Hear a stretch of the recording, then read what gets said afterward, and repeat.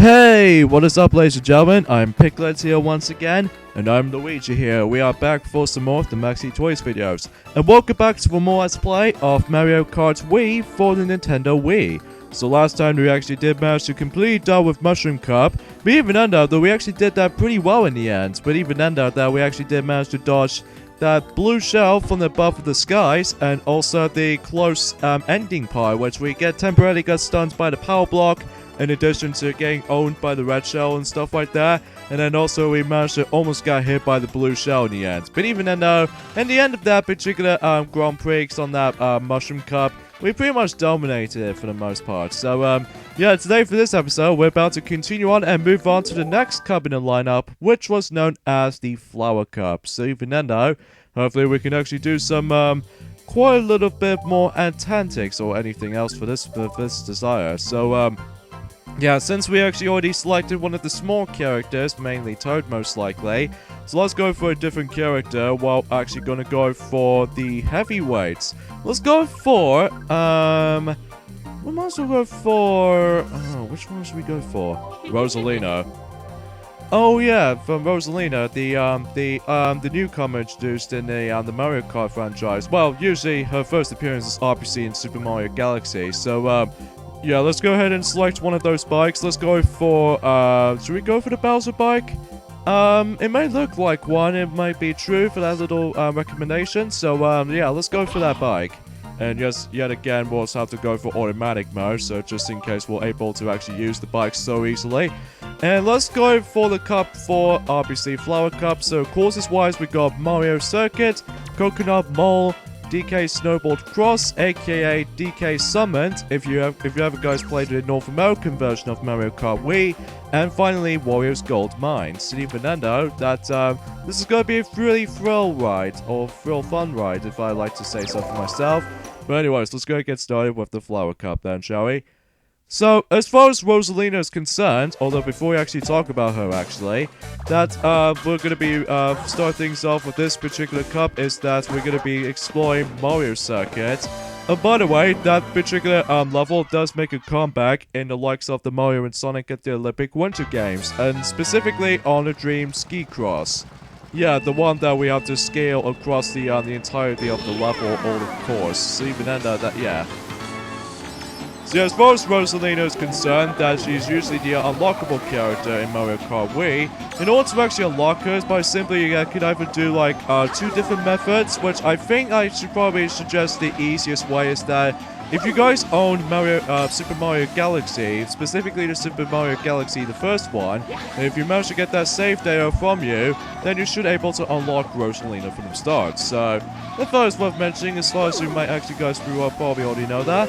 And the second thing you might actually know something is that in order to actually unlock her, is that I believe they have to actually get every single star ranks in every single cups in mirror mode, I believe. So even then, that, well, obviously, since we already unlocked Rosalina, because the easiest way in order to unlock her is by simply just actually playing through Super Mario Galaxy, the first one, for the very first time. So, well, it's worth mentioning right off the bat, though.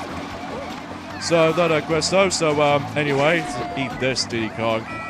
But even then, though, Diddy Kong, you're still awesome even to this day. But even then, though, yeah.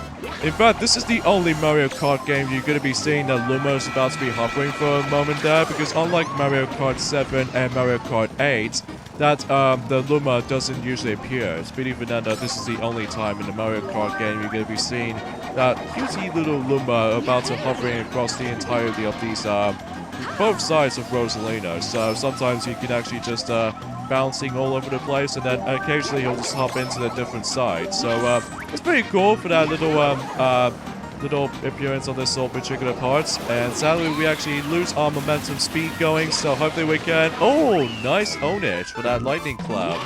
At least I give the lightning cloud some bit of credit for if we actually just manage to let King Boo get shrunk and all that stuff, and he'll actually lose some of his speed.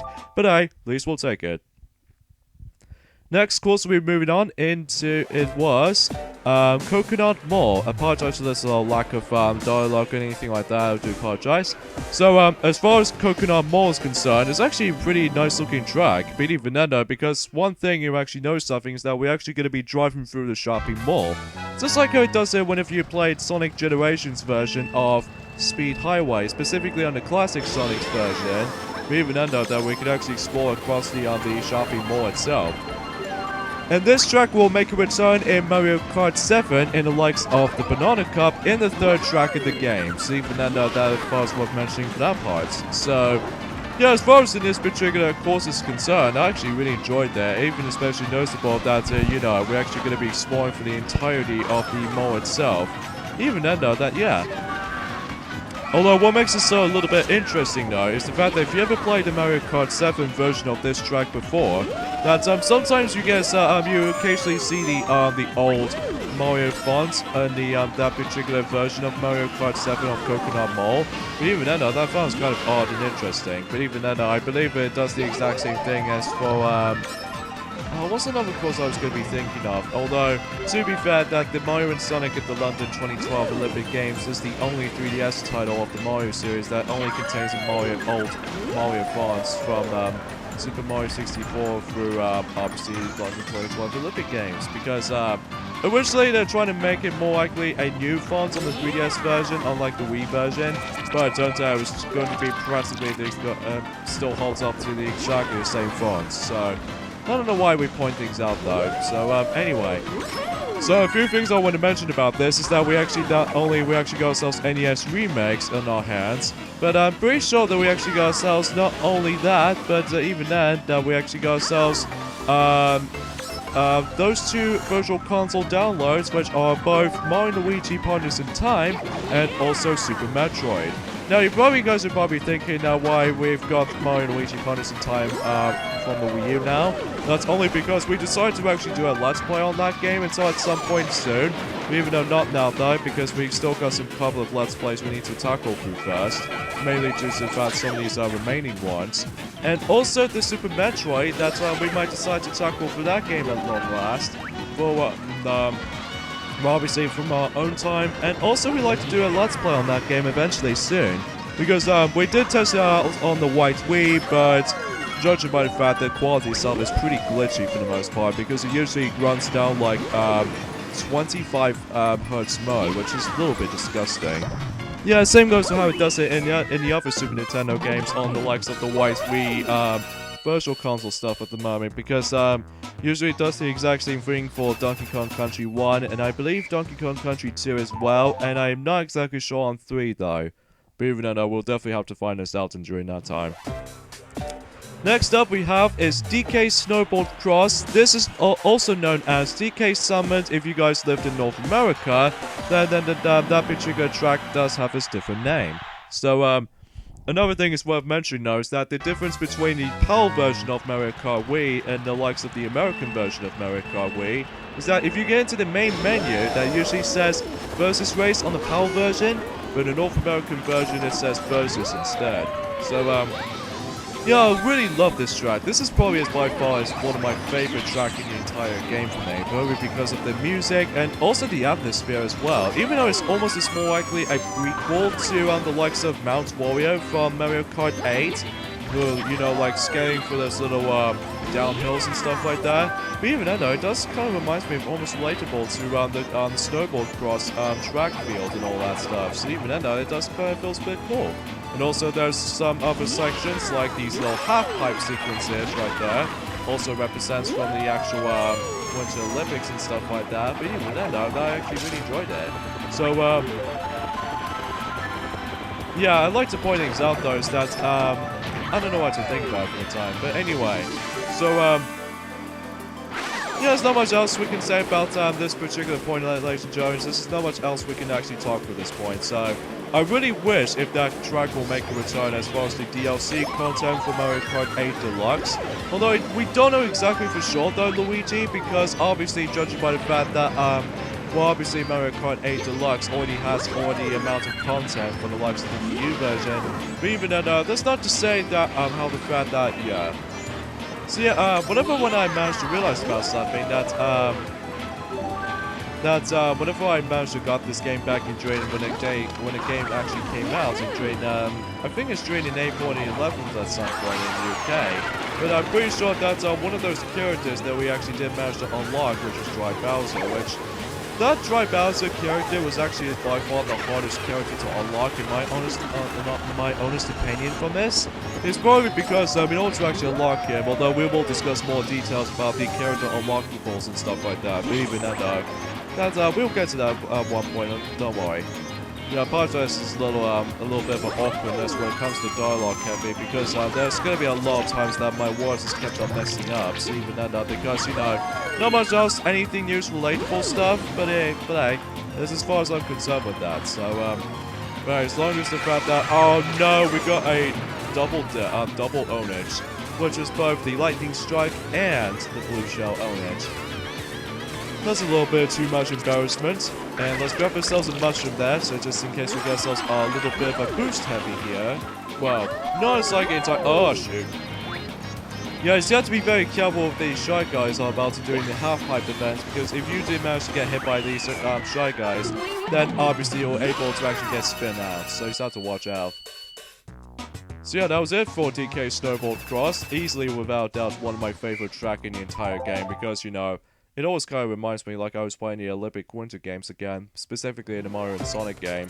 Now we move on to the final track in this the Flower Cup, almost a Star Cup for some reason. And that was the form of Wario's Gold Mine, which I believe that track will also make a return from the likes of Mario Kart 8 / Mario Kart 8 Deluxe in the Triforce Cup, and I believe it was actually forms of the first track, isn't it?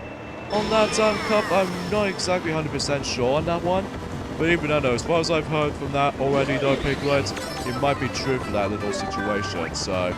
Oh yeah, as far as I'm aware, because of the, although I do need to research on that exponentially, I will definitely have to find this out. What makes this version so much more difficult than the likes of Mario Kart 8 version, as far as some other... What the? Oh dear lord, I felt really bad for Diddy Kong right now. Oh, what's wrong with him? Probably it's because he accidentally just flies off of that little... You know this little trick pad that we actually did manage to solve from a couple of seconds worth knowing for? I found it incredibly bad that how Diddy Kong has actually fall off that level, which I found is kind of a little bit dishonest here. So, yeah, regardless of Wario's Gold Mine, that I kind of usually like this track. We even end up that what makes this a little bit tad more difficult than the likes of Mario Kart 8. It's not just a matter of the level design, it's all just a matter of when it comes to the physics, and even the motion controls if you're using the Wiimote sideways all by itself. We even know that it's only because it's really hard to get used to what the, because if you're so used to playing with Mario Kart 8, and even Mario Kart 7 as a result, that sometimes you have to be really precise with this particular course, for example. Oh yeah, for that Wario picture right there, that's actually heavily borrowed from Wario Colosseum from Mario Kart Double Dash, which is kind of cool if you ask me. Yeah, I think as far as I'm aware that the Triforce Cup in Mario Kart 8, oh dang it, that was a double hit again. What's going on with double KOs? But I digress.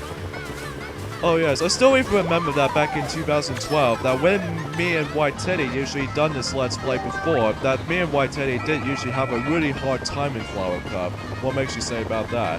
It's probably because, right, that because we kept on falling off in this particular level alone. Oh yeah, hi Donkey Kong. So yeah, there's one thing I need to point out though, is that originally me and White Teddy originally trying to do this Let's Play back in 2012, which is about 5 years ago actually right now. But, well, the quality itself is pretty rubbish at the time, and also I think the dialogue itself is really cheesy, and also it's kind of sucky as well. And also that we did manage to play very, very poorly on that particular game as far as that's been concerned. So that's why we decided to do that redo Let's Play on this game, so that means the quality itself is even much more nicer, and hopefully our gameplay experience should be able to be twice as better as from last time. So yeah, that was it for Wario's Gold Mine, and also that concludes the Flower Cup. So even then, let's see the reward ceremony for the Flower Cup department. So the third place goes to Donkey Kong, second place goes to King Boo, and first place is Rosalina and Luma. Even though we like to include Luma, because Luma is actually really cute looking. But yeah, that's all there is to really think about it. So even though some of these models, I will admit though, is that every single character models in this game do look ripped right out of Mario Kart Double Dash, as well as Mario Kart 7, but even though it doesn't matter too much, and it doesn't bother me at all. So yeah, that was it for Flower Cup. So let's see what rankings we got. We got ourselves 2 star ranks. Not too shabby, not too bad either. So join us next time on Let's Play Mario Kart Wii. It's the fact that we're going to be moving on into the Star Cup, which is probably the trickiest cup in the game in my opinion. So see you guys next time. Later fellas, see you guys then.